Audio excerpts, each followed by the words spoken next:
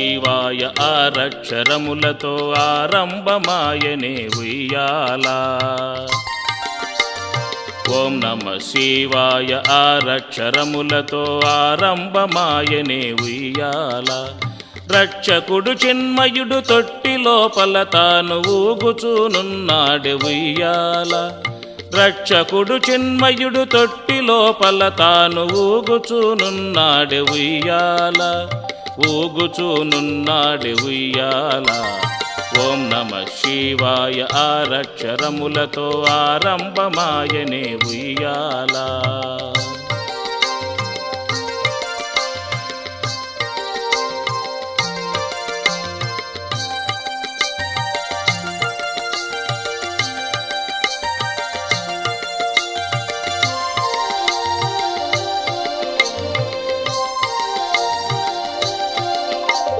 మన్ను నీరు అగ్ని వాయువులతో 4 కోళ్ళు గావించెనే ఉయ్యాల.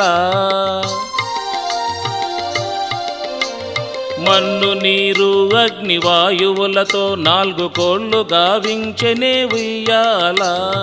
అష్టదిక్కులు వేగి సృష్టి లోపల తాను ఊగుచూనున్నాడు ఉయ్యాల. అష్టదిక్కులు వేగి సృష్టి లోపల తాను ఊగుచూనున్నాడు ఉయ్యాల. ఊగుచూనున్నాడు ఉయ్యాల. ఓం నమ శివాయ ఆరక్షరములతో ఆరంభమాయనే ఉయ్యాల.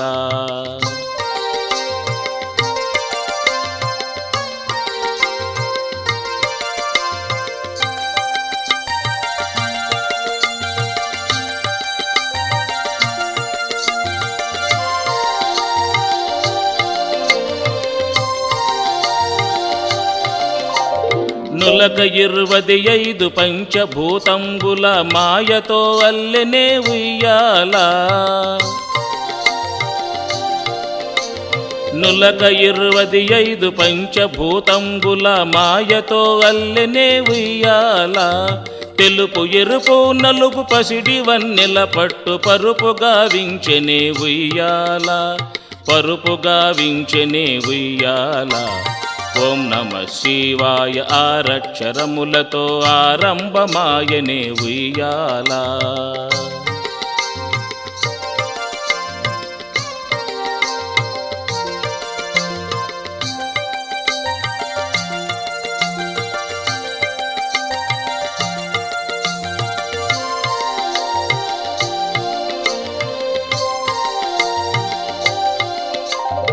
అండపిండము 2 ఆ తట్టు ఈ తట్టు దిండ్లుగా వించెనే ఉయ్యాల. అండపిండము 2 ఆ తట్టు ఈ తట్టు దిండ్లుగా వించెనే ఉయ్యాల. 1000 పవలు 2 స్తంభములుగా వించి బయలు దూలము చేసి ఉయ్యాల. 1000 పవలు 2 స్తంభములుగా వించి బయలు దూలము చేసి ఉయ్యాల. బయలు దూలము చేసి ఉయ్యాల. ఓం నమ శివాయ ఆరక్షరములతో ఆరంభమాయనే ఉయ్యాల.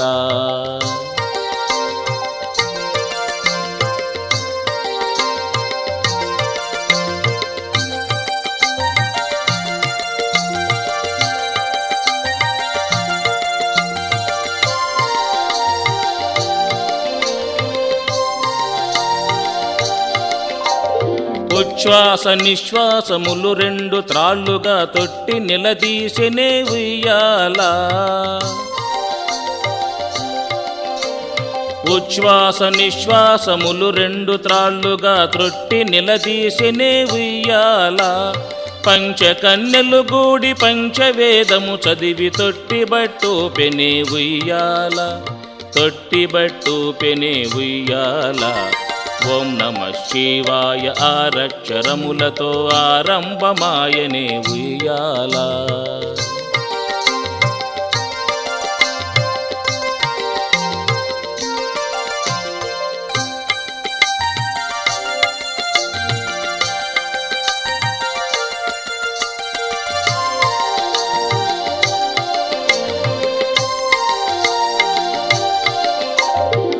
ఆధార స్వాదిష్ట మణిపూర కమలముల ఆ తట్టు ఊగెనే ఉయ్యాల ఆధార స్వాదిష్ట మణిపూర కమలముల ఆ తట్టు ఊగెనే ఉయ్యాల అనాహత విశుద్ధ ఆగ్నేయ కమలముల ఈ తట్టు ఊగెనే ఉయ్యాల అనాహత విశుద్ధ ఆగ్నేయ కమలముల ఈ తట్టు ఊగెనే ఉయ్యాల ఈ తట్టు ఊగెనే ఉయ్యాల ఓం నమః శివాయ ఆరక్షరములతో ఆరంభమాయనే ఉయ్యాల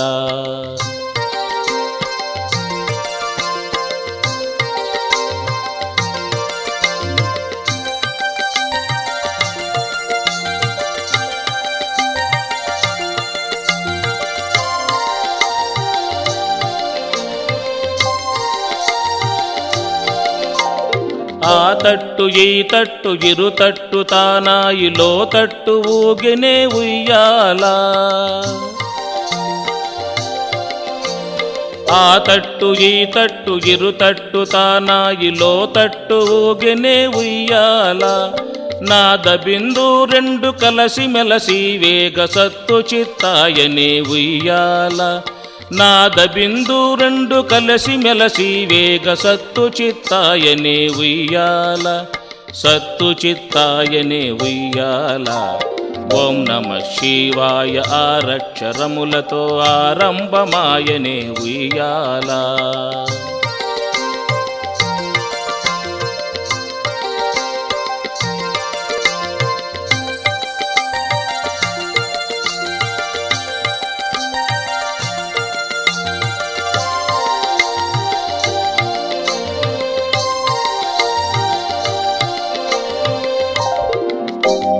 సత్తు చిత్తులు రెండు సమరసంబుగ చేసి లోజూపు చూచెనే ఉయ్యాల సత్తు చిత్తులు రెండు సమరసంబుగ చేసి లోజూపు చూచెనే ఉయ్యాల లోచూపు వెలిచూపు జగమెల్ల తన రూపు జ్యోతి అయి వెలిగినే ఉయ్యాల లోచూపు వెలుచూపు జగమెల్ల తన రూపు జ్యోతి అయి వెలిగినే ఉయ్యాల జ్యోతి అయి వెలిగినే ఉయ్యాల ఓం నమః శివాయ ఆరక్షరములతో ఆరంభమాయనే ఉయ్యాల రక్షకుడు చిన్మయుడు తొట్టి లోపల తాను ఊగుచూనున్నాడు ఉయ్యాల రక్షకుడు చిన్మయుడు తొట్టి లోపల తాను ఊగుచూనున్నాడు ఉయ్యాల ఊగుచూనున్నాడు ఉయ్యాల ఓం నమః శివాయ ఆరక్షరములతో ఆరంభమాయనే ఉయ్యాల ఓం నమః శివాయ ఆరక్షరములతో ఆరంభమాయనే ఉయ్యాల ఓం నమః శివాయ ఆరక్షరములతో ఆరంభమాయనే ఉయ్యాల నటరాజా నటరాజా నర్తన సుందర నటరాజా శివరాజా శివరాజా శివరామ ప్రియ శివరాజా చిదంబరేశ నటరాజా నాగభూషణ నటరాజా చిదంబరేశ నటరాజా నాగభూషణ నటరాజా ఆనందరూప నటరాజా ఆశ్రితరక్షక నటరాజా నటరాజా నటరాజా నర్తన సుందర నటరాజా ఓం నమః శివాయ ఆరక్షరములతో ఆరంభమాయనే ఉయ్యాల విశ్వబ్రహ్మాండమంతా వ్యాప్తమై ఉన్నటువంటి ఆ భగవంతుడు ఈ విశ్వ పదార్థములలో అంతటా వ్యాప్తమై సమస్తమును కాపాడేటువంటి ఆ సర్వేశ్వరుడు అట్టి ఆ రక్షకుడు జీవుల్ని కాపాడేటువంటి వాడుగా ఉన్నాడు. ఓం నమః శివాయ ఆరక్షరములతో ఆరంభమాయనే ఉయ్యాల రక్షకుడు చిన్మయుడు తొట్టి లోపల తాను ఊగుచూనున్నాడే ఉయ్యాల. ఓం అకార ఉకార మకార అర్ధమాతృకయ్యి ఉన్నటువంటిది ఓంకారము. అట్టి ఆ ఓంకారము విశ్వమంతా వ్యాప్తమై ఉన్నది. తస్య వాచక ప్రణవ, అట్టి ఆ భగవంతునికి నామమై ఉన్నది ఓంకారము.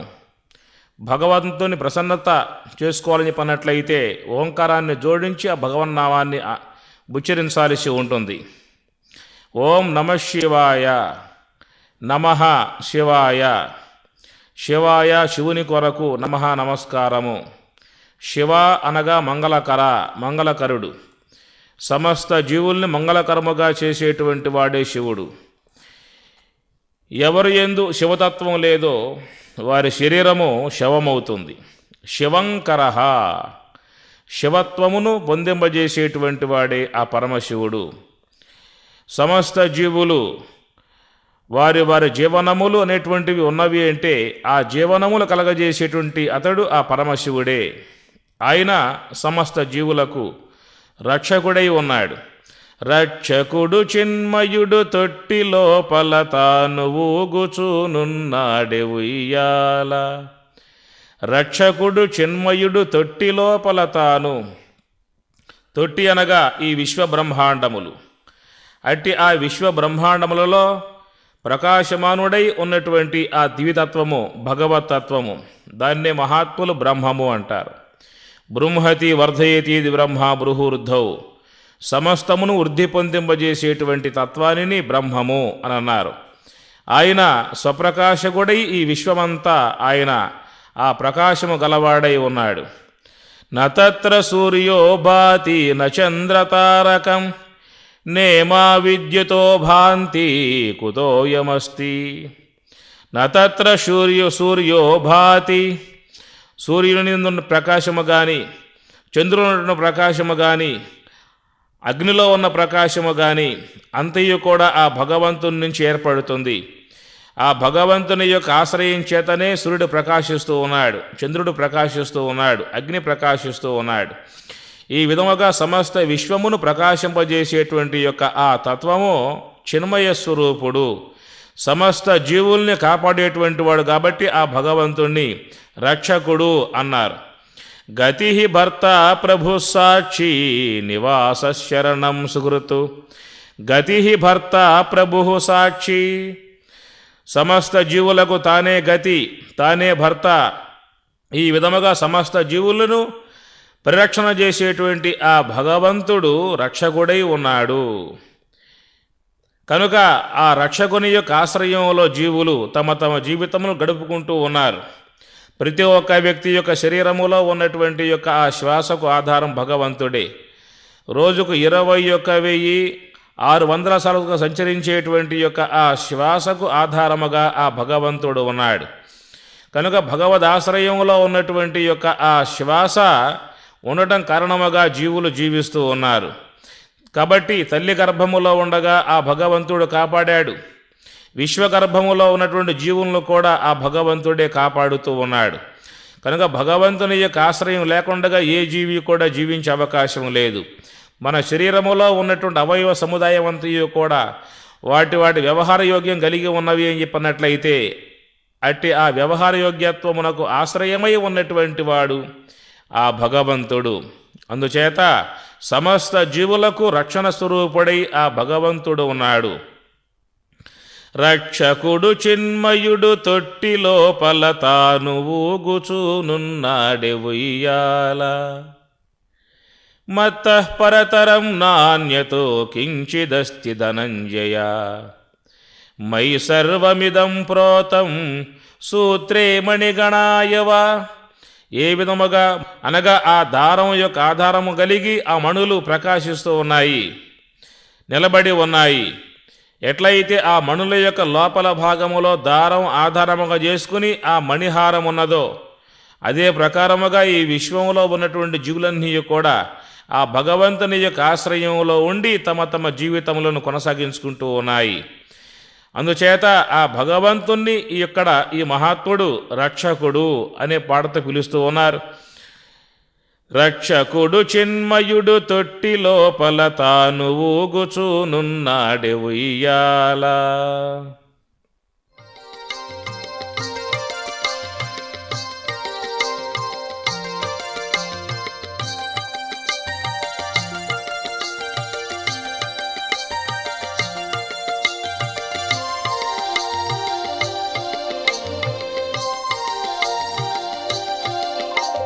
మన్ను నీరు అగ్ని వాయువులతో 4 కోళ్ళు గావించెనే ఉయ్యాల.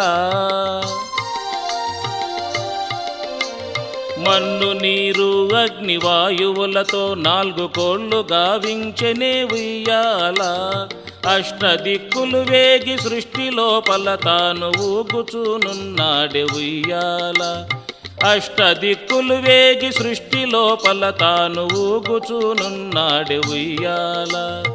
ఊగుచూనున్నాడే ఉయ్యాల. ఓం నమ శివాయ ఆరక్షరములతో ఆరంభమాయనే ఉయ్యాల.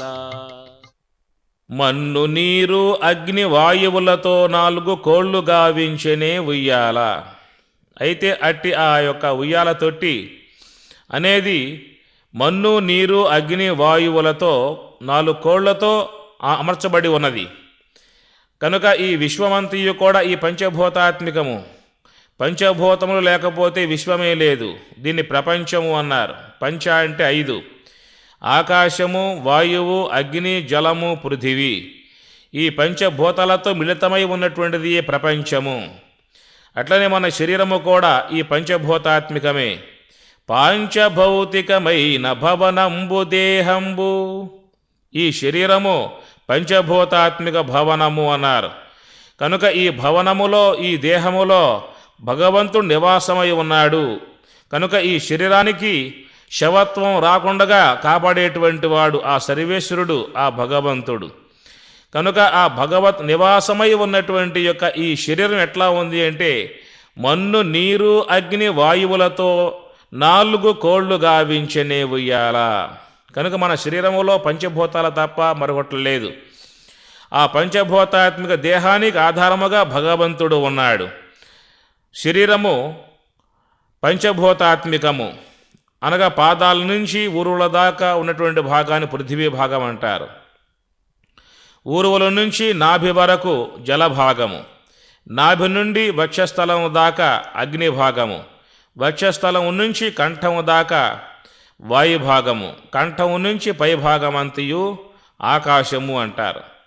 ఎట్లయితే ఈ పృథివీ విశ్వాన్ని భరించి వ్యవహరింపజేస్తూ ఉన్నదో అట్లా మన ఈ పాదభాగములు ఈ దేహాన్ని ధరించి వ్యవహరింపజేస్తున్నాయి. కాబట్టి ఈ పాదభాగాల నుంచి ఊరుల దాకా పృథివీ భాగము అన్నారు. ఊరువుల నుంచి నాభి వరకు జలభాగం, మూత్ర సంబంధ స్థానం కాబట్టి దాని జలభాగము అన్నారు. నాభి నుండి వక్షస్థలము దాకా అగ్ని, జఠరాగ్ని ఆహారం పచనం చేస్తుంది కాబట్టి దీన్ని అగ్నిస్థానము అన్నారు. వక్షస్థలం నుంచి కంఠము దాకా ఉండేది వాయుభాగం. ఊపిరితిత్తులు ఉన్నాయి కాబట్టి ఈ స్థానాన్ని వాయుభాగము అన్నారు. కంఠం నుంచి పైభాగం అంతా ఆకాశ స్థలము. కనుక ఈ విధముగా ఈ దేహం పంచభూతాత్మికమై ఉన్నది. మరొక అర్థమేమనగా శ్రోత్రం ఆకాశే, వాయువు త్వక్కు, అగ్నిచక్షు అప్సు జిహ్వా అనగా శ్రోత్రేంద్రియం ఆకాశ స్థలము, త్వగేంద్రియం వాయుస్థలము, నేత్రేంద్రియం అగ్నిస్థలము, జిహ్వేంద్రియం జలస్థలము, ఘ్రాణేంద్రియం పృథివీ స్థలము. కనుక ఈ పంచభూతాల నుంచే ఇంద్రియ ఉత్పత్తి ఏర్పడింది కాబట్టి ఇవి పంచభూతాత్మికములై ఉన్నాయి. అదే ప్రకారముగా కాచాటాతాప కకారం ఆకాశ స్థలము, చకారం వాయుస్థలము, టకారం అగ్నిస్థలము, తకారం జలస్థలము, పకారం పృథివీ స్థలము. ఈ ప్రకారము మన దేహములో అన్నీ కూడా ఈ పంచభూతాంశములతో మిళితమై ఉత్పత్తి అయినటువంటి యొక్క వస్తువులై ఉన్నాయి. అందుచేత ఈ శరీరములో ఏ యొక్క పంచభూతాలలో ఏ భూతం లేకపోయినా ఈ దేహం నివాసయోగ్యముగా ఉండే అవకాశం లేదు. దీంట్లో జీవభూత నివాసము చేయదు. అనగా ఈ శరీరములో ఖాళీ భాగం ఉండాలి, వాయు సంబంధ ఈ శ్వాస ఉండాలి, అగ్ని సంబంధ వేడి ఉండాలి, జల సంబంధ తేమ ఉండాలి, పృథివీ సంబంధ ఘనపదార్థం ఉండాలి. ఈ ఐదింటి యొక్క వస్తువులతో చేరి ఉండేటువంటి యొక్క దేహాన్ని ఇక్కడ ఉయ్యాల తొట్టిగా ఈ మహాత్ముడు భావిస్తూ ఉన్నాడు. కనుక విశ్వ బ్రహ్మాండమంతా ఎట్లా పంచభూతాత్మికమై ఉన్నదో ఈ వెష్టి శరీరము కూడా పంచభూతాత్మికమై ఉన్నది. ఈ పంచభూతాత్మికమై ఉన్నటువంటి యొక్క జగత్తంతా వ్యాప్తమై ఉన్నటువంటి యొక్క భగవంతుడు ఆ బ్రహ్మాండములో ఉన్నాడు. ఆయన్ని బ్రహ్మాండ నాయకుడుగా చెబుతూ ఉన్నారు. అట్టి ఆ బ్రహ్మాండ నాయకుడే ఆ బ్రహ్మతత్వమే ఈ వెష్టి పిండాండములో ప్రత్యేగాత్మగా ఉన్నది. ఈ వెష్టి పిండాండములో ఉన్నటువంటి ప్రత్యేగాత్మ ఆ బ్రహ్మము ఒక్కటే అనేటువంటి యొక్క విషయాన్ని ఉపనిషత్తు బోధిస్తూ ఉన్నది. అయం ఆత్మ బ్రహ్మ, అయం ఈ ఆత్మ, ఆత్మయే బ్రహ్మము. కనుక ఆత్మ అనేటువంటి యొక్క వస్తువు బ్రహ్మము కంటే భిన్నమైనటువంటిది కాదు.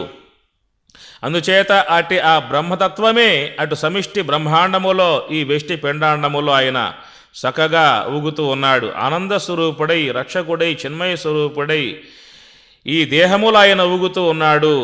మన్ను నీరు అగ్నివాయువులతో 4 కోళ్లుగా వించెనే ఉయ్యాల. కనుక ఆ భగవంతునికి ఉయ్యాలగా ఈ దేహమున్నది. ఇటు ఈ దేహములో ప్రత్యేగాత్మ స్వరూపుడై ఆ భగవంతు నివాసముగా ఉన్నాడు. మనం భగవంతుని కోసంగా ఎక్కడెక్కడికో పోతూ ఉన్నాం. శ్రీశైలం పోతూ ఉన్నాం, రామేశ్వరం పోతూ ఉన్నాం, కాశీ పోతూ ఉన్నాం, అనేక ప్రాంతాలుగా పోతూ ఉన్నాం.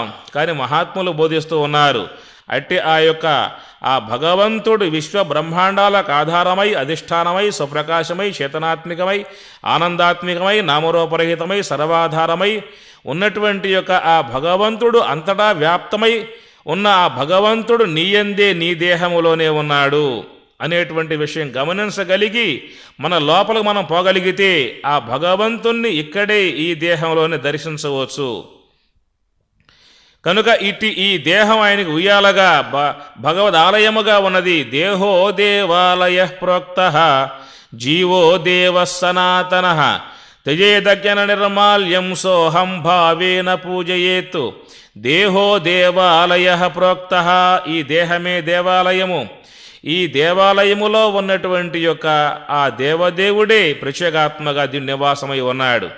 అట్లాంటి ఆ భగవంతుణ్ణి మనం సోహంభావేన పూజయేత్, సోహంభావముతో ధ్యానం చేయాల్సి ఉంటుంది. అట్లాగా ఆ భగవంతుణ్ణి ఆ సోహంభావనతో ధ్యానం చేసేటువంటి యొక్క వారిని ఆ భగవంతుడు కాపాడతాడు. ఒక వ్యక్తి చెట్టు ఎక్కాడు, కొమ్మ కొడుతూ ఉన్నాడు. తాను కొట్టేటువంటి కొమ్మ మీదే తను నిలబడి ఉన్నాడు. ఎంత అమాయకుడు, ఎంత అజ్ఞాని. ఆ కొమ్మ ఇరిగిందా అమాంతం కింద పడతాడు. ఆ విషయాన్ని అమ్మవారు చూశారు. అయ్యగారికి చెప్పింది, స్వామి అజ్ఞానంతో అమాయకత్వంతో వాడు చెట్టు కొడుతూ ఉన్నాడు, కొమ్మ కొడుతూ ఉన్నాడు. ఆ కొమ్మ తెగింది ఏంటి, కింద పడతాడు, మరణిస్తాడు అని అమ్మవారు జాలిపడింది. అన్నారు అయ్యగారు, పార్వతి ఒక పని చేద్దాం, వాడు కింద పడగానే ఒకవేళ వాడు ఆ దెబ్బకు తట్టుకోలేక అమ్మా అంటాడు, నువ్వు పోయి కాపాడు. ఒకవేళ అయ్యా అంటే నేను పోయి కాపాడుతాను అని స్వామిగారు చెప్పారు. ఆ విధముగా వాడు కొమ్మను కొట్టగా అది ఇరిగి యమాంతం పోయి కింద పడ్డాడు. ఆ పడినప్పుడు వాడు అమ్మ అనలేదు, అయ్యా అనలేదు, సత్యాన్రో అన్నాడు. కనుక యద్భావం తద్భవతి మతియంతో గతియంతి. ఎవరెవరు ఏ ఏ భావన కలిగి ఉంటారో అలాంటి ఆ భావనే వాళ్ళకి సిద్ధిస్తుంది. అగ్ని చలి పోగొడుతుంది, అయినా దగ్గరికి పోవాల్సి ఉంటుంది. నీరు దప్పిక తీరుస్తుంది, అయినా దాన్ని మనం సేవించాల్సి ఉంటుంది. ఫలములు ఆకలి తీరుస్తాయి, అయినా మనం దాన్ని సేవించాల్సి ఉంటుంది. అట్లాగా ఆ పరమాత్మ కూడా రక్షించేటువంటి వాడుగా ఉన్నాడు. అయితే ఆ భగవంతుని యొక్క స్మరణ, ఆ భగవంతుని యొక్క నామధ్యానం జీవితంలో ఉండాలి. ఉన్నట్లయితే అలాంటి యొక్క వ్యక్తి రక్షింపబడతాడు. సతతం కీర్తయంతో మాం యతంతశ్చ దృఢవ్రతాః నమస్యంత్యశ్చ మాం భక్త్యా నిత్యయుక్తా ఉపాసతే. సతతం కీర్తయంతో మాం, నిరంతరముగా ఆ భగవంతుణ్ణి కీర్తించాలి. నమస్యంత్యశ్చ, ఆ భగవంతుని నమస్కారం చేయాలి. ఈ ప్రకారం మన మనస్సుని ప్రపంచంలో పడిపోయేటువంటి యొక్క మనస్సుని పరమాత్మలో పెట్టగలిగితే అలాంటి వారి యొక్క యోగక్షేమాలు పరమాత్మయే చూస్తాడు. సదా ఎల్లవేళలా ఆ భగవంతుడు కాపాడి రక్షిస్తాడు. కనుక మన్ను నీరు అగ్ని వాయువులతో 4 కోళ్లు గావించనే ఉయ్యాల అనగా ఈ పంచభూతాలతో నిర్మాణం చేయబడ్డటువంటి యొక్క ఈ శరీరమే ఆయనకు తొట్టిగా ఉన్నది. కనుక ఇలాంటి యొక్క ఈ శరీరంలోనే ఈ దేహమే దేవాలయముగా భావించి ఆ దేవదేవుణ్ణి మన దాంట్లో ఆరాధన చేయాల్సి ఉంటుంది. తనలో సర్వంబుండగా తన లోపల వెదకలేక ధర వెతకిడి ఈ తనువుల మోసిడి ఎద్దుల మనముల మాన్పంగవశమే మహిలో వేమ. తనలో సర్వంబుండగా తన లోపల వెదకలేక, తనలోనే ఆ భగవత్తత్వమున్నది, ఆ తనలోనే ఆ తత్వ అన్వేషణ చేయాల్సి ఉంటుంది. మనస్సుని అంతర్ముఖము చేసి పంపగలిగితే తన లోపలే ఆ భగవద్ దర్శనాన్ని పొందే అవకాశం ఏర్పడుతుంది. కనుక అట్టి ఆ భగవత్ కృపను పొందాలంటే మన మనస్సును ప్రపంచం నుంచి ఒకంత వేరు చేసి ఆ మనస్సులో భగవతత్వాన్ని ప్రవేశింపజేసి ధ్యానం చేసేటువంటి వారిని ఆ భగవంతుడు కాపాడత. రక్షకుడు చిన్మయుడు తొట్టి లోపల తాను ఊగుచూ ఉన్నాడు ఉయ్యాల. ఏమిటా ఆ తొట్టి అని చెప్పనంటే ఆ తొట్టికి ఉన్నటువంటి 4 కోళ్ళు మన్ను నీరు అగ్ని వాయువులతో 4 కోళ్ళు గావించనే ఉయ్యాల. కనుక మన్ను నీరు అగ్ని వాయువులే కోళ్ళుగా ఉన్నాయట. అష్టదిక్కులు వేగి సృష్టి లోపల తాను ఊగుచూనున్నాడే ఉయ్యాల. అష్టదిక్కులు వేగి సృష్టి లోపల తాను ఊగుచూనున్నాడే. కనుక ఈ సృష్టిలో ఉన్నాడు అనగా సమిష్టి సృష్టిలో వెష్టి సృష్టిలో ఆయన ఊగుతూ ఉన్నాడు, ఆనంద స్వరూపుడే ఉన్నాడు. కనుక పరమాత్మ అఖండ స్వరూపుడు, వ్యాపక స్వరూపుడు, ఆయన లేనటువంటి స్థలమే లేదు. ఇందుగలడు అందులెడని సందేహము వలదు చక్రి సర్వోపగతుండు ఎందెందు వెతకి చూచిన అందందే కలడు దానవాగ్రిని వింటే. ఇందు కలడు అందులెడిన సందేహము వలదు చక్రి సర్వోపగతుండు. ఆ భగవంతుడు సర్వగతుడై సర్వాంతర్యామి అయి ఉన్నాడు. సమస్త విశ్వాన్ని కాపాడుతూ ధరించి భరించి వ్యవహరింపజేసేటువంటి వాడుగా ఆ భగవంతుడు ఉన్నాడు. కనుక అష్టదిక్కులు వేగి సృష్టి లోపల తాను ఊగుచూనున్నాడు ఉయ్యాల. ఈశ్వర సర్వభూతానాం హృద్దేశే అర్జున తిష్టతి భ్రామయన్ సర్వభూతాని యంత్రారూఢాని మాయయా. ఈశ్వర సర్వభూతానాం హృద్దేశే, అర్జున ఆ సర్వేశ్వరుడు హృత్దేశే ప్రతి జీవి హృదయంలో ఆ భగవంతుడు ఉన్నాడు. కనుక ఆ భగవంతుని యొక్క నామాన్ని ఉచ్చారణ చేస్తూ ఆ మనస్సులో ఉన్నటువంటి దోషాన్ని పోగొట్టుకొని అంతర్ముఖము చేసేటువంటి వారికి తనలోనే ఆ దివ్యానుభవాన్ని పొందవచ్చు. అనగా జపం చేసేటువంటి వారి మనస్సులో ఉన్న దోషం తొలగిపోతుంది. జపతో నాస్తి పాతకం. ఆ మనస్సులో ఉన్నటువంటి యొక్క ఆ పాతకం పోవాలంటే ఆ భగవన్నామాన్ని ఉచ్చారణ చేయాలి, చక్కగా జపించాలి. ఆ మనసులో ఉన్నటువంటి యొక్క మాలిన్యం పోయిన తర్వాత ఆ మనసు అనేటువంటి యొక్క వస్తువు పరబ్రహ్మం లీనమైపోతుంది. కనుక మనస్సులో ఒక నామాన్ని పెడితే దాన్ని జపం అంటారు. మనస్సు అనేటువంటి యొక్క వస్తువులో ఏ సంకల్పము లేకపోతే దాన్ని ధ్యానం అంటారు. మనస్సే లేకపోతే దానిని యోగ సమాధి అంటారు. కాబట్టి 3 స్థానాలు. అనగా మనసు అనేటువంటి యొక్క వస్తువులు అనేక సంకల్పాలు ఉంటాయి. ఆ సంకల్పాలను జయించాలంటే జపాన్ని ప్రవేశింపజేస్తారు. ఒక్క నామాన్ని పెడతారు, దాన్ని జపము అంటారు. అది కూడా తీసివేసి మనస్సు మాత్రమే ఉంచామా దాన్ని ధ్యానం అంటారు. అంటే మనసును కూడా యోగ సమాధి లయింపజేశామా దాన్ని యోగ సమాధి అంటారు. కనుక ఓం నమఃశివాయ, ఓం నమఃశివాయ అనేటువంటి యొక్క మంత్రం పరమపావనమై ఉన్నది కాబట్టి అది మనస్సులో ఉన్నటువంటి యొక్క దోషాన్ని పోగొట్టేదిగా ఉన్నది. ఓం నమః శివాయ ఆరక్షరములతో ఆరంభమాయనే ఉయ్యాల. కనుక అట్టి ఆ ఉయ్యాల ఓం నమః శివాయ ఆరక్షరములతో ఆరంభమైంది. అనగా ఓంకారం ఒక అక్షరం, నమః శివాయ మొత్తం చేరి 6 అవుతాయి. కాబట్టి శవల బ్రహ్మ నుంచి ఆరంభించినట్లయితే ఆకాశము, వాయువు, అగ్ని, జలము, పృథివీ ఈ విధముగా ఆ శబల బ్రహ్మం నుంచి ఏర్పడేటువంటి యొక్క విశ్వ బ్రహ్మాండం అంతయు కూడా ఓం నమః శివాయతోనే ఆరంభం చేయబడింది. కనుక అట్టి సమస్త విశ్వ బ్రహ్మాండాల ఉత్పత్తికి మూల కారణమై ఉన్నటువంటి యొక్క ఆ నామాన్ని మనస్సులో జపించేటువంటి వారి యొక్క సమస్త దోషాలు తొలగిపోయేవిగా ఉన్నాయి. నమ శివాయ నవే దేహము నమరాదు గదవే, నమ శివాయ నవే దేహము నమరాదు గదవే, బొమ్మలలోని ఎన్నిక జూచి నమికైన గనవే, నమ శివాయ నవే దేహము నమరాదు గదవే,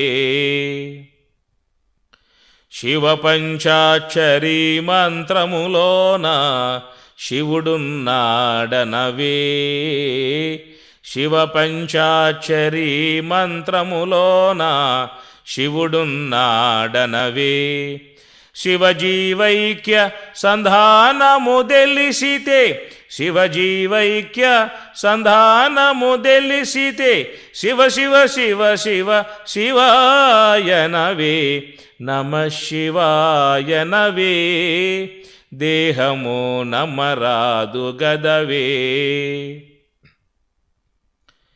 నళిన హిరణ్య గర్భములోన హరుడున్నాడనవే, నలిన హిరణ్య గర్భములోన హరుడున్నాడనవే, అది నీవార శుకాగ్రం బనుచును, అది నీవార శుకాగ్రం బనుచును, హర హర హర హర హరాయ నవే, నమ శివాయ నవే దేహము నమరాదు గదవే, నమ శివాయ నవే దేహము నమరాదు గదవే.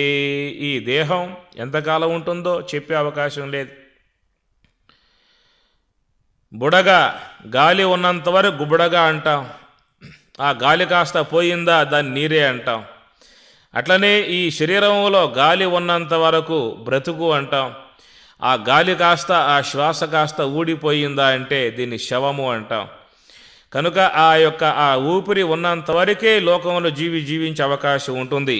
కనుక అనిత్యమై అశాశ్వతమై క్షణభంగురమై ఉన్నటువంటి యొక్క ఆ జీవితం రాలిపోకముందే మనం ఎందుకు వచ్చామో, దేనికోసం వచ్చామో, ఏ కార్యార్థి వచ్చామో, ఏం చేసుకొని వచ్చామో, ఏమి చేసుకుంటే ఆత్మజ్ఞానం సిద్ధిస్తుందో అలాంటి ఆ జ్ఞానం కోసంగా మనము ప్రయత్నం చేయాలి, ఆ భగవత్ కృపను సంపాదించుకోవాలి.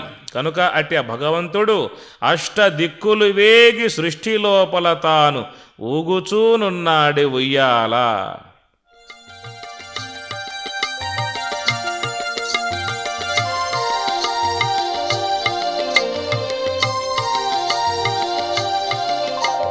నులక 25 పంచభూతంబుల మాయతో అల్లెనే ఉయ్యాల,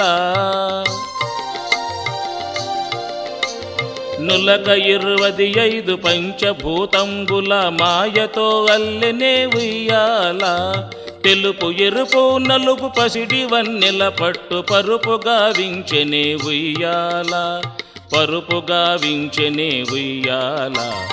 ఓం నమ శివాయ ఆరక్షరములతో ఆరంభమాయనే ఉయ్యాల.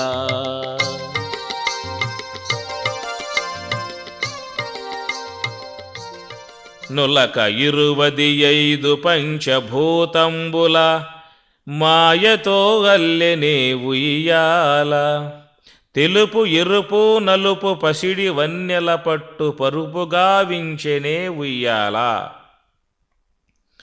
అయితే ఆ ఉయ్యాల తొట్టి అల్లిక చేయబడి ఉన్నది. నులక అనేటువంటి దాంతో అల్లిక చేశారు. ఏమిటా ఆ నులక అంటే 20 తత్వాలు ఉన్నటువంటి దానినే నులక అని అన్నారు. దీనినే సాంఖ్య విచారణ అని చెప్పని అంటారు. అనగా స్థూలదేహ పంచీకరణ, రెండవది సూక్ష్మదేహ పంచీకరణ. తన్మాత్రల యందలి తామసకామశముచే ఏర్పడేటువంటి పంచభూతాల నుంచి నిర్మాణం చేయబడేటువంటి దానిని స్థూలదేహ పంచీకరణ అని చెప్పని అంటారు. తన్మాత్రల యందలి రజస్సు సాత్వికములచే నిర్మాణం చేయబడేటువంటి యొక్క దానిని సూక్ష్మదేహ పంచీకరణ అని చెప్పని అంటారు. కనుక తన్మాత్రల యందలి తామసికాంశముల చేత పంచభూతాలు పుట్టినాయి. ఆకాశము, వాయువు, అగ్ని, జలము, పృథివీ. ఈ పంచభూతములు రెండు రెండుగా మారి అవి విభజన చేయబడి అవే ఈ పంచకరణగా ఏర్పడుతుంది. అనగా ఆకాశ భాగం రెండై అర్ధభాగం 4 భాగాలు కాగా ఆ 4 భాగాలు పంపబడి మనస్సు, బుద్ధి, చిత్తము, అహంకారం కాగా మిగతా అర్ధభాగం జ్ఞాత అవుతుంది. అట్లనే వాయువు 2 భాగాలై దాంట్లో అర్ధభాగం ఉదాన వాయువు కాగా మిగతా 4 భాగాలై అవి వ్యాన, సమాన, ప్రాణ, అపాన వాయువులుగా ఉజమబడతాయి. అట్లనే అగ్ని కూడా 2 భాగాల కాగా అర్ధభాగం చక్షువై మిగతా అర్ధభాగం 4 భాగాలై శ్రోత్ర, త్వక్కు, జిహ్వ, ఘ్రాణములుగా ఏర్పడతాయి. అదే ప్రకారముగా జలం అర్ధభాగం రసం కాగా మిగతా అర్ధభాగం 4 భాగాలై శబ్ద, స్పర్శ, రూప, రస, గంధములుగా ఏర్పడతాయి. అటనే పృథివీ 2 భాగములై అర్ధభాగం వాయువు కాగా మిగతా అర్ధభాగం 4 భాగాలై వాక్కు, పాణి, పాదము, గుహ్యము అవుతాయి. ఈ విధముగా చేయబడేటువంటి యొక్క భాగానినే సాంఖ్య విచరణ అని చెప్పనంటారు. ఈ విధముగా ఏర్పడి ఉన్నటువంటి 20 తత్వాలు ఈ ఉయ్యాలకు నొలకగా ఉన్నది. కనుక ఆకాశ పంచకమై ఉన్నటువంటిది మొదటిది మనస్సు, తర్వాతది బుద్ధి, చిత్తము, అహంకారము. ఈ మనసబడేటువంటి యొక్క వస్తువుతో లోకమంతా సకల జీవులు దాంతోనే చేరి ఉన్నారు. మనిషి తన మనుగడ కొనసాగించుకోవాలని చెప్పినట్లయితే మనస్సుతో జతబడి జీవించాల్సి ఉంటుంది. మనో సంబంధం లేకుండా జీవితాన్ని జీవించే అవకాశం అంటూ లేదు. కనుక ఎవరి యొక్క సంబంధం ఉన్నా సంబంధం లేకపోయినా మనో సంబంధం మాత్రం ఉంటుంది. అట్టి మనస్సుతో సంబంధం పడి జీవించేటువంటి యొక్క భాగాన్ని మనుగడ అని సాగే అవకాశం ఏర్పడుతుంది. తాను జీవిస్తున్నాడు అన్నట్లయితే అట్టి జీవితానికి మూల వస్తువై ఉన్నటువంటిది మనస్సు. కనుక మనస్సు లేకుండా జీవితాన్ని జీవించే అవకాశం లేదు. అయితే అట్టి మనస్సుకు లోబడి జీవించే జీవితం దుర్భరమై ఉంటుంది. మనస్సును వశం చేసుకుని జీవించే జీవితం సుఖవంతముగా ఉండే అవకాశం ఉంటుంది. అట్టి ఆ మనసు అనేటువంటి యొక్క వస్తువు ఒక్కటిగా లేదు, దాంట్లో చాలా చేరి ఉన్నాయి. అనగా కామ, క్రోధ, లోభ, మోహ, మద, మత్సర, ఈర్ష, ద్వేష, దంభ, అభిమాన, గర్వ, కోరికలు, మమకారములు, మోహములు ఇలాంటివన్నీ కూడా అన్నింటితో మిళితమై ఉన్నటువంటి యొక్క వస్తువుని మనస్సు అని చెప్పని అంటారు. కనుక అట్టి ఆ మనసు అనేటువంటి యొక్క వస్తువుతో జతబడి ప్రతి ఒక్క వ్యక్తి జీవితాన్ని జీవిస్తూ ఉన్నారు. అయితే అలాంటి యొక్క వాళ్ళ జీవితం సుఖవంతముగా ఆనందవంతముగా సాగాలి అని చెప్పినట్లయితే అలాంటి యొక్క మనోబుద్ధ్యాది ఇంద్రియములు, జ్ఞానేంద్రియములు, కర్మేంద్రియములు అన్నీ కూడా ఆ భగవంతునికి అధీనముగా చేయబడి ఉండగలిగితే అట్లాంటి వారే సుఖ జీవితాన్ని జీవించే అవకాశం ఏర్పడుతుంది. కనుక సర్వేంద్రియములను జయించి ఉన్నటువంటి యొక్క స్థితిని ఈశ్వర స్థాయి అని చెప్పని అంటారు. సమస్త ఇంద్రియములకు లోబడి ఉన్నటువంటి దానిని జీవస్థాయి అని చెప్పని అంటారు. కనుక భగవంతుణ్ణి కూటస్థుడు అని చెప్పని అన్నారు. జాగ్రత్త, స్వప్న, సుషుప్తి అనేటువంటి త్రివిధ అవస్థ లోకంలో ప్రతి జీవులకి ఉంటాయి. కానీ ఒక యోగ సమాధి మాత్రమే బ్రహ్మవేత్తలకు ఉంటుంది. అంటే ఆ బ్రహ్మవేత్తలకు ఉండేటువంటి యొక్క యోగ సమాధి ఆ స్థితిని ఈశ్వర స్థితి అని చెప్పని అంటారు. అది ఈశ్వర స్థాయి. అట్టి ఈశ్వర స్థాయిలో ఉన్నటువంటి వారికి మాత్రమే సర్వేంద్రియములు తమ అధీనంలో ఉంటాయి. కాబట్టి అలాంటి ఆ ఇంద్రియ సముదాయమును నులకగా చేసుకుని దాంట్లో ఆయన పవలించి ఉన్నాడు. కాబట్టి దాన్ని కూటస్థావస్థ కూటేన నిశ్చలత్వేన తిష్టతి ఇది కూటస్థ. నిశ్చలముగా ఉన్నటువంటి యొక్క దానిని కూటస్థ అవస్థ అని చెప్పని అంటారు.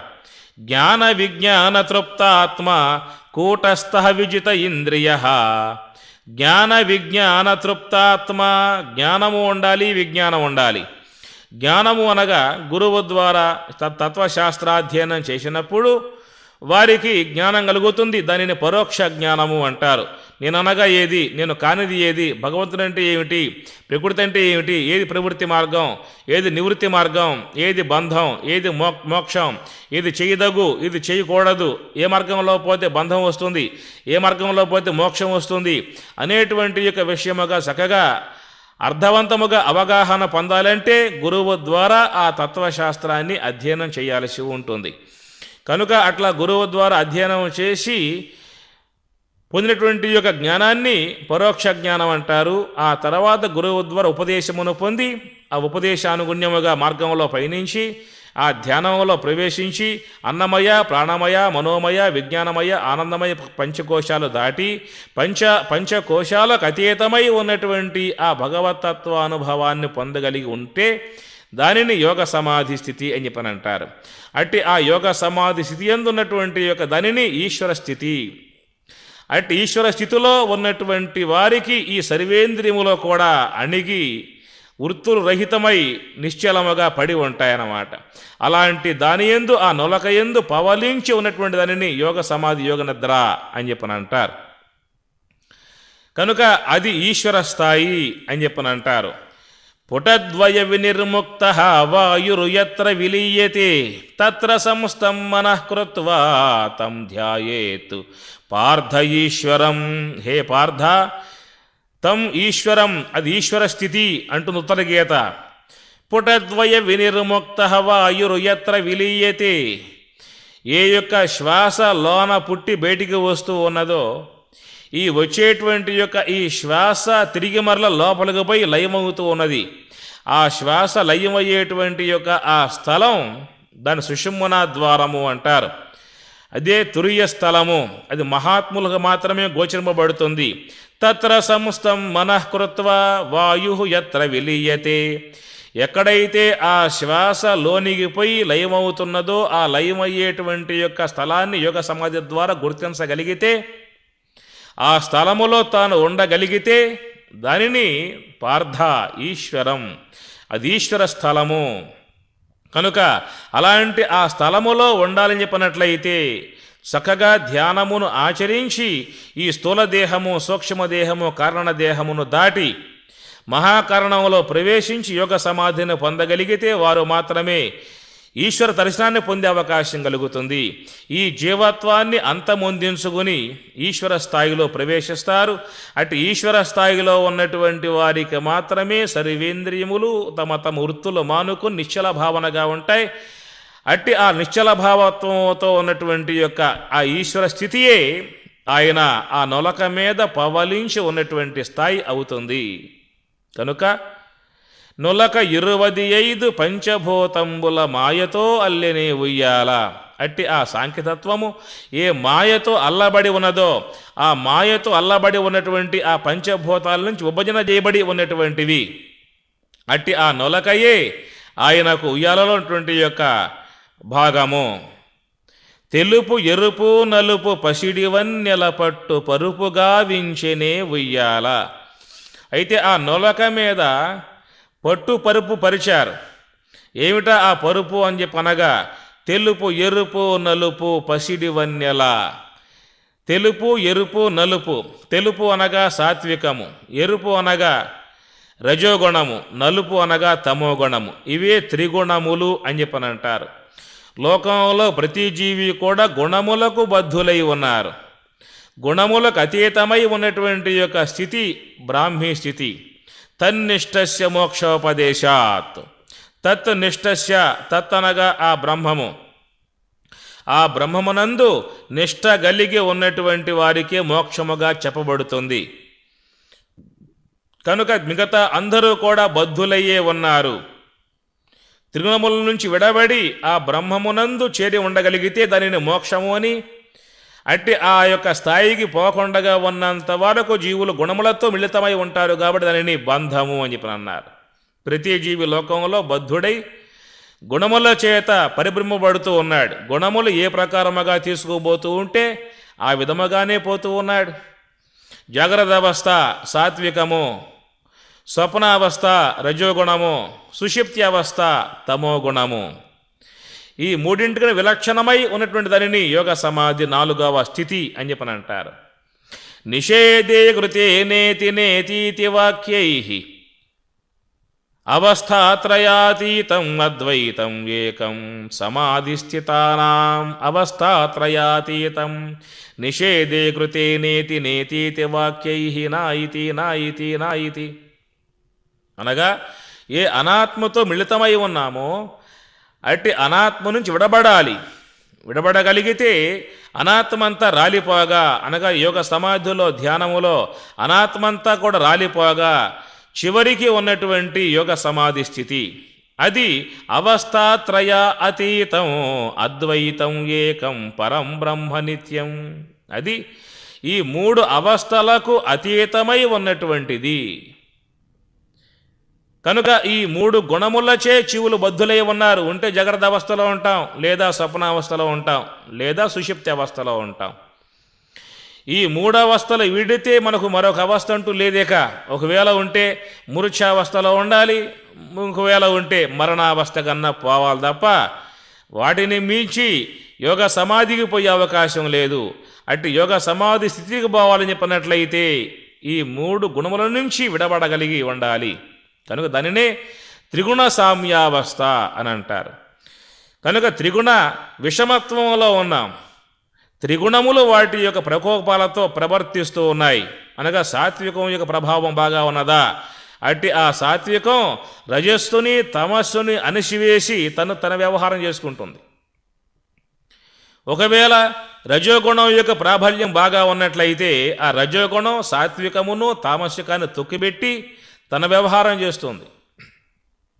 ఒకవేళ తామసికం యొక్క ప్రకోపం పెరిగినట్లయితే ఆ తామసికం సాత్వికాన్ని రజోగుణాన్ని అణిసివేసి తన వ్యవహారం చేసుకుంటుంది. ఇట్లాగా లోకంలో ప్రతి జీవి ఆ గుణములకు వశుడయ్యే తన జీవితాలను జీవిస్తూ ఉన్నారు. కనుక ఈ గుణబద్ధులై ఉన్నంత వరకు జీవులుగా ఉంటారు. గుణముక్తులయ్యారా వాళ్ళు బ్రహ్మస్వరూపులై భాషిస్తారు. పట్టు ఉండిన వడ్ల గింజ పట్టు ఊడిన బియ్యమేను పాశబద్ధుడు జీవుడు పాశముక్తుడు దేవుడు. పట్టు ఉండిన వడ్ల గింజ, పైన పట్టు ఉంటే వడ్ల గింజ అంటాం. ఆ పట్టు కాస్త ఊడిపోయిందా దాన్ని బియ్యము అంటాం.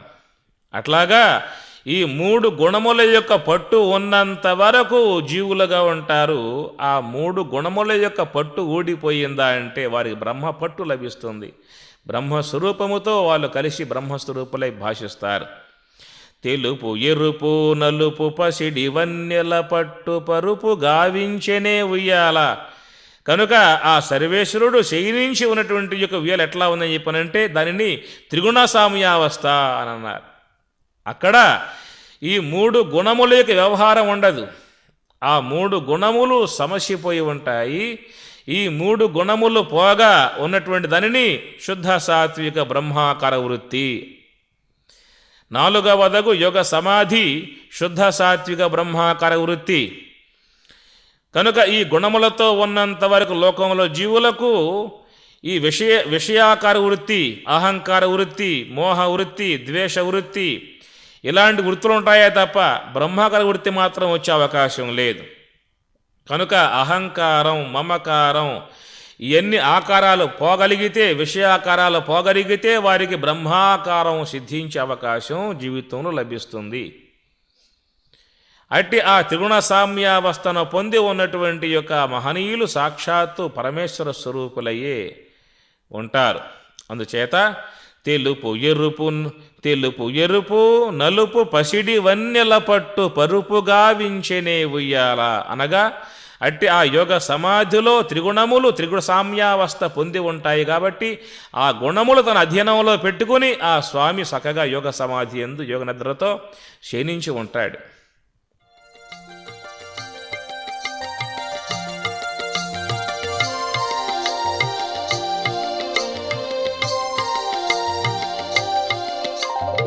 అండపిండము 2 ఆ తట్టు ఈ తట్టు దిండ్లుగా వించెనే ఉయ్యాల. అండపిండము 2 ఆ తట్టు ఈ తట్టు దిండ్లుగా వించెనే ఉయ్యాల. రెయ్యి పవలు రెండు స్తంభములు గావించి బయలు దూలము చేసి ఉయ్యాల. రెయ్యి పవలు రెండు స్తంభములు గావించి బయలు దూలము చేసి ఉయ్యాల. బయలు దూలము చేసి ఉయ్యాల. ఓం నమ శివాయ ఆరక్షరములతో ఆరంభమాయనే ఉయ్యాల.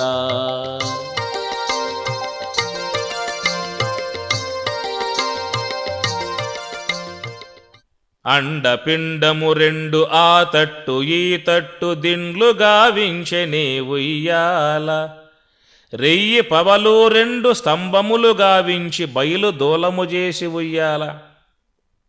అండపిండము రెండు ఆ తట్టు ఈ తట్టు దిండ్లు గావించెనే.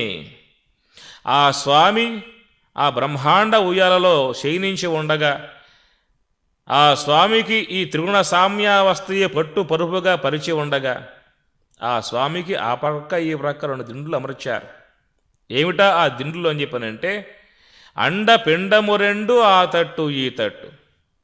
అండము పిండము ఆయన శయనించున్నది బ్రహ్మాండ నాయకుడు. పాదాల నుంచి నాభి దాకా ఉండేది అండాండము, నాభి నుంచి కంఠం దాకా ఉండేది పిండాండము, కంఠం యొక్క పైభాగాన్ని బ్రహ్మాండము అంటారు. అనగా బ్రహ్మ విద్య వినాలి అన్నా, బ్రహ్మతత్వాన్ని చెప్పాలి అన్నా, బ్రహ్మచింతన చెయ్యాలి అన్నా అన్నింటికీ మూలం ఈ కంఠం యొక్క పైభాగమే. కనుక మహనీయులు భృగుటి మధ్యంలో భగవంతుడు దర్శిస్తూ ఉన్నారు. కనుక ఈ బ్రహ్మాండం నివాసంగా ఉన్నటువంటి భగవంతుడు జ్ఞానస్వరూపుడై ఉన్నాడు. కంఠ దదాస్తు పిండాండే ఊర్ధ్వం బ్రహ్మాండమేవచ బ్రహ్మాండే మధ్యమస్థానే ఆత్మానం సుచింతయేత్.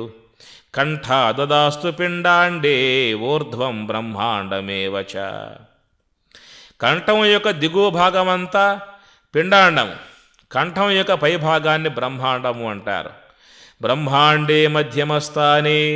ఈ బ్రహ్మాండానికి మధ్యమ స్థలం జ్ఞానస్థలం, అదే సోహంభావ ధ్యాన స్థలం.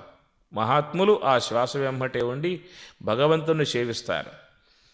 కనుక బ్రహ్మాండ నాయకుణ్ణి గుర్తించాలంటే ఇదే మార్గం. ఈ మార్గం ద్వారానే ఆ తత్వాన్ని మనం అనుభవాన్ని పొందాల్సి ఉంటుంది. కనుక బ్రహ్మాండే మధ్యమస్థానే ఆత్మానం సువిచింతయేతు. అట్టి ఆత్మను, వృషగాత్మ స్వరూపాన్ని, అట్టి బ్రహ్మతత్వాన్ని మహాత్ములు ఈ శ్వాసానుష్ఠానం ద్వారా ఆ స్వామిని సేవిస్తూ ఉన్నారు. ముక్కులో నగాలి ముక్తికి త్రోవరా విశ్వదాభిరామ వినురవేమ అంటాడు. ముక్కులో నగాలి ముక్తికి త్రోవరా, సాక్షాత్తు మోక్షానికి మార్గమై ఉన్నది ఈ యొక్క త్రోవ, హంస మార్గము. అట్టి ఆ హంస పరమాత్మను పొందింపజేసేదిగా ఉన్నది కాబట్టి ఈ యొక్క హంస మార్గంలో మహాత్ములు ఉండి ఆ భగవంతుణ్ణి సేవిస్తూ ఉన్నారు. కనుక ఆత్మానము సూచింతయేత్. ఆత్మస్వరూపాన్ని చక్కగా చింతన చేసి ఆరాధించి అర్చించి ఆ భగవంతుని లీనం కావాలని చెప్పినట్లయితే ఈ బ్రహ్మాండములోనే ఆ తత్వాన్ని సేవించాల్సి ఉంటుంది.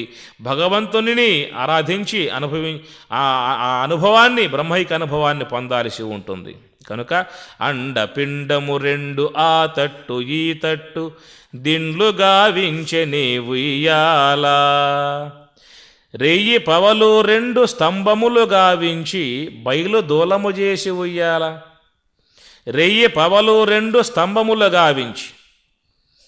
అయితే ఆ ఉయ్యాల అనే దానికి అటుపక్క ఇటుపక్క రెండు త్రాళ్లతో కట్టి మరి ఆ స్తంభాలు ఉండాలి. ఏమిటా ఆ స్తంభాలు అని చెప్పినట్లయితే రెయ్యి పవలు రెండు స్తంభములు గావించే. రాత్రి పగలు అనగా రాత్రి అనగా అజ్ఞానము, పగలనగా జ్ఞానము. రాత్రి అనగా అవిద్య, పగలనగా విద్య. ఈ ప్రకారముగా ఉన్నటువంటివి రాత్రి పగలు, తెలిసింతనము తెలియంతనము, విద్య అవిద్య అనేటువంటి యొక్క భాగాలలోనే చేరి ఉన్నాయి. లోకంలో సామాన్యంగా జీవులు అవిద్యలో మునిగి ఉన్నారు, తమస్సులో మునిగి ఉన్నారు. మహాత్ములు ఆ జ్ఞాన భాగంలో ప్రవేశించి జ్ఞానతత్వముతో కూడి ఉంటారు. కాబట్టి తెలిసింతనము తెలియంతనము ఈ లోకం రెండు ఉన్నాయి. మహాత్ములలో తెలిసినతనం ఉంటుంది, పాములలో తెలియనితనం ఉంటుంది. ఈ రెండు స్తంభములు చేయబడగా ఆ స్తంభముల యొక్క మధ్య భాగములో ఈ ఉయ్యాలనేటువంటిది ఊగుతున్నది. అనగా మానవుని యొక్క జీవన సరళి కొనసాగుతున్నది, ఈ దేహ వ్యవహారము కొనసాగుతున్నది, ఈ లోక వ్యవహారము కొనసాగుతున్నది. రాత్రి పగళ్ళు రెండేటువంటి స్తంభాలుగా ఈ లోక వ్యవహారము కొనసాగుతున్నది, మానవ జీవిత వ్యవహారము కొనసాగుతూ ఉన్నది.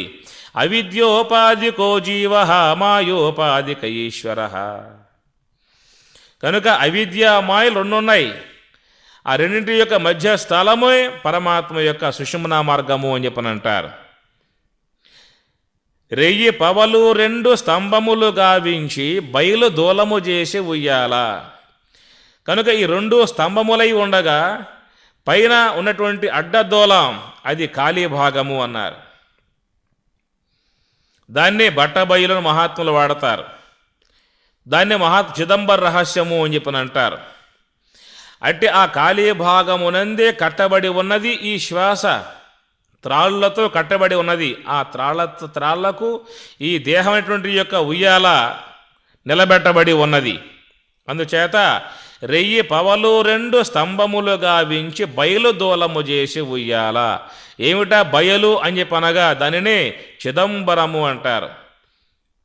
బయలు బ్రహ్మమనుచు భాషించుచుందురు, బయలేలతాను బ్రహ్మమగును, బ్రహ్మమైన బయలు భావమందుండగా విశ్వదాభిరామ వినురవేమ.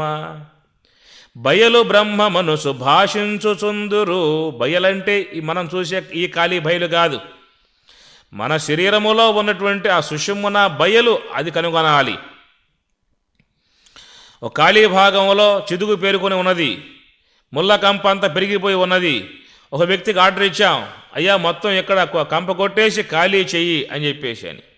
ఆ వ్యక్తి కత్తి పట్టుకుపోయాడు, కంపంతా కొట్టేసేసాడు, ఖాళీ చేశాను అంటాడు. ఖాళీ చేసిందంటూ ఏమీ లేదు, ఖాళీ ఎప్పటికీ ఉన్నది. ఆ ఉన్న ఖాళీలో కంప పెరిగిపోయి ఉన్నది, ఆ కంప తీసేశాడు, ఖాళీగానే ఉన్నది. అట్లనే మనలో కూడా ఈ చిదుగంతా పెరిగిపోయి ఉన్నది. జ్ఞానేంద్రియములు, కర్మేంద్రియములు, అంతరేంద్రియములు, గుణ సముదాయము, సంచిత కర్మలు ఇవన్నీ కూడా బాగా చెరిగిపోయి ఉన్నాయి. కాబట్టి జ్ఞానము ద్వారా ఈ గుణ సముదాయమును, ఇంద్రియ సముదాయమును, వాసనా సంబంధ కర్మ సముదాయమును మొత్తం తీసివేసినట్లయితే చివరికి యోగ సమాధిలో ఉన్నటువంటిది ఖాళీ భాగమే. అదే బట్ట బయలు అని చెప్పని అంటారు. కానరాని బయలు కనుటయే మోక్షంబు, కానరాని బయలు కనుటయే మోక్షంబు, మేను మరచి నిద్ర మెలగినట్లు, మేను మరచి నిద్ర మెలగినట్లు. ఎట్లాంటిది ఆ యోగ సమాధి అంటే మేను మరచి నిద్ర మెలగినట్లు. సుషిప్తిలాగా ఉంటుంది సామ్యత. సుషిప్తిలో మనస్సు లేదు, యోగ సమాధిలో మనస్సు లేదు. సుషిప్త అవస్థలో ఇంద్రియములు లేవు, యోగ సమాధిలో ఇంద్రియ సముదాయము లేదు. సుషిప్తి అవస్థలో లోక అనుభవం లేదు, యోగ సమాధిలో లోక అనుభవం లేదు. అంత మాత్రముతో సుషిప్తి యోగ సమాధి కాదు. సుషిప్తిలో అజ్ఞానం ఉంటుంది, యోగ సమాధిలో జ్ఞానం ఉంటుంది. సుషిప్తిలో అనేక జన్మలకు హేతువుటువంటి కర్మ సముదాయం నిక్షిప్తం చేయబడుతుంది. అలాంటి ఆ సంచిత కర్మ యోగ సమాధిలో జ్ఞానాగ్ని ద్వారా దగ్ధం చేయబడి ఉంటుంది. కనుక యోగ సమాధి ఎలా ఉంటుందంటే సుషిప్తి అవస్థలాగా అన్నామే తప్ప సుషిప్తి అవస్థ యోగ సమాధి కాదు. అందుచేత నిద్ర మెలగినట్లు కానరాని బయలు కనుట ఏ మోక్షంబు, మేను మరచి నిద్ర మెలగినట్లు.